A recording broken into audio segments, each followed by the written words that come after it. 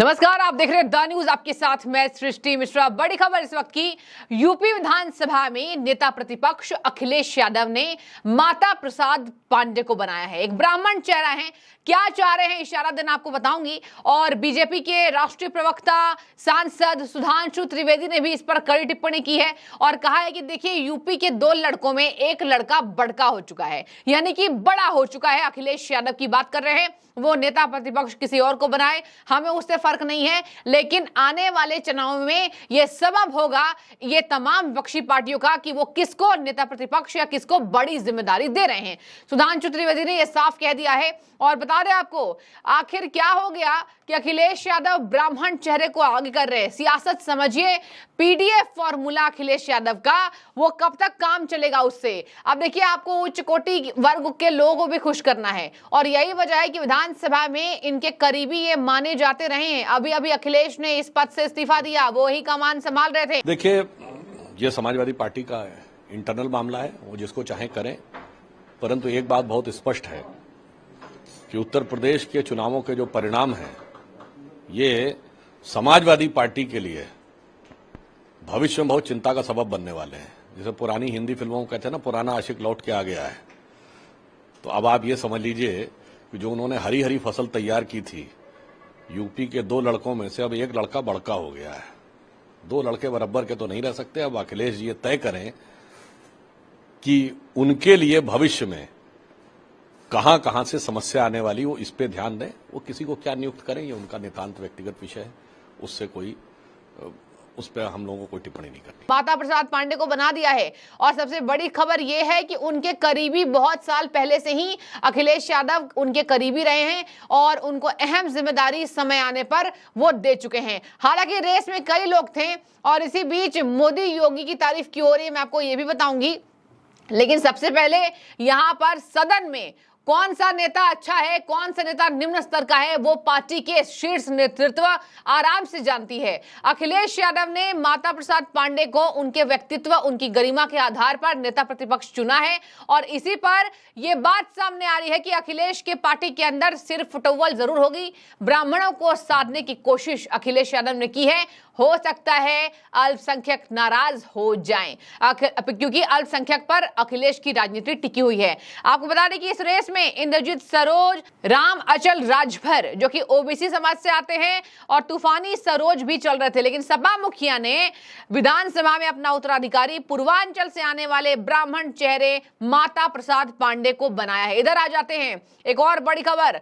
हरिद्वार से जल लेकर शिवलिंग पर चढ़ाना, जलाभिषेक करना, कांवड़ यात्रा में यह देखा जाता है कि ये प्रचलन है। लेकिन बता दें आपको, सरकार के अच्छे कदम के लिए और सरकार को सशक्त बनाने के लिए 20 किलो का कांवड़ प्रधानमंत्री नरेंद्र मोदी के कटआउट्स और सीएम योगी कटआउट्स को लेकर एक व्यक्ति का वीडियो इतनी तेजी से वायरल हो रहा है कि इस पर अब हिंदू समाज फूल बरसा रहा है। और बता दें आपको, ये कहा जा रहा है कि आने वाले समय में चुनावों में हो सकता है कि अगर ऐसे ही जनता का विश्वास प्रधानमंत्री नरेंद्र मोदी के ऊपर हो, जैसे माता पिता को लेके आते हैं श्रवण कुमार की तरह, जैसे मोदी को ले गया हूँ, योगी को ले गया हूँ जी, हरी पौड़ी से मेरठ के लिए जी।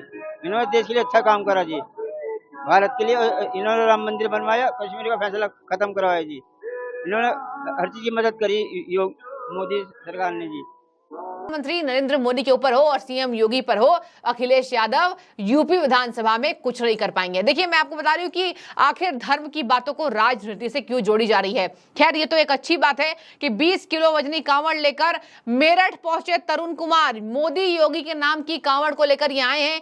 कहा जा रहा है कि इससे यूपी चुनावों में बल मिलेगा, जनता के बीच में एक इशारा जाएगा कि सरकार चलाने के लिए यही दोनों सही हैं, सच्चे हैं और असली देशभक्त हैं। अब देखिए कि कैसे जनता प्रधानमंत्री नरेंद्र मोदी को और सीएम योगी को इस कदर चाहती है कि देखिए, कांवड़ यात्रा के दौरान भी हम देख रहे हैं कि उनके नामों के आधार पर पूजा पाठ हो रही है और कांवड़ यात्री प्रधानमंत्री नरेंद्र मोदी और सीएम योगी को लेकर, यहां उनके नाम को लेकर पूजा पाठ करते और भगवान शिव की भक्ति में लीन हैं। और देखिए, ये सोशल मीडिया पर काफी तेजी से वायरल हो रहा है, आकर्षण का केंद्र ये बने रहे। और मेरठ के तरुण कुमार अब लौट आए हैं, हरिद्वार से जल भरकर मोदी योगी के नाम की कांवड़ लेकर निकले मेरठ के तरुण कुमार लौट आए हैं।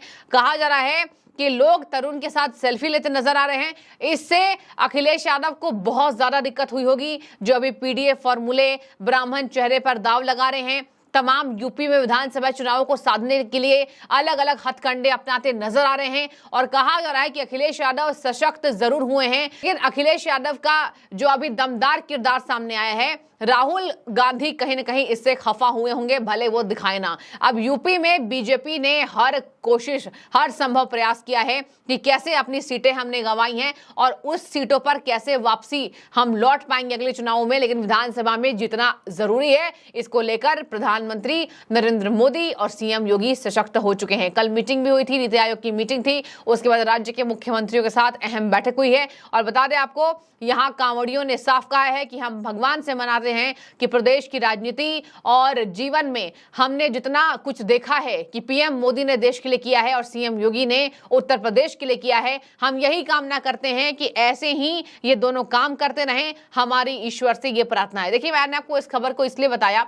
कि एक तरफ अखिलेश यादव हर जोर संभव प्रयास कर रहे हैं, ऐसी बात है, करना भी चाहिए, और विधानसभा चुनाव नजदीक हैं और यहाँ पर इन सालों की तैयारी यहाँ पर इसीलिए अहम है। 2 सालों में जो तैयारी होने वाली अखिलेश यादव की, वो इसी वजह से बहुत ज्यादा महत्वपूर्ण है, क्योंकि बीजेपी को ऐसा लगता था राह आसान है, लेकिन अभी राह उतनी आसान नहीं है। अखिलेश यादव ने शाम दाम दंड भेद की राजनीति अपनाते हुए इस बार यूपी में लोकसभा चुनाव को निकाला है, लेकिन बीजेपी के रास्ते अब अखिलेश यादव से हर फॉर्मूले पर अलग हैं, लेकिन कुछ फॉर्मूलों को बीजेपी अगर बदल देगी, इन सालों की मेहनत यानी कि 2 सालों की मेहनत जो बीजेपी की होने वाली है वो रंग ला सकती है। अब देखिए, यहाँ पर कहा जा रहा है कि कांवड़ पर तरुण ने पीएम और सीएम के कटआउट्स लगाए थे, भगवा तिरंगा लगाया और एक मैसेज देने की कोशिश की है कि यहां यूपी में इन दोनों की जोड़ी ही चलेगी। अब कैसे सुधांशु ने कहा कि 2 लड़कों की जोड़ी में एक लड़का मजबूत हो गया है, तो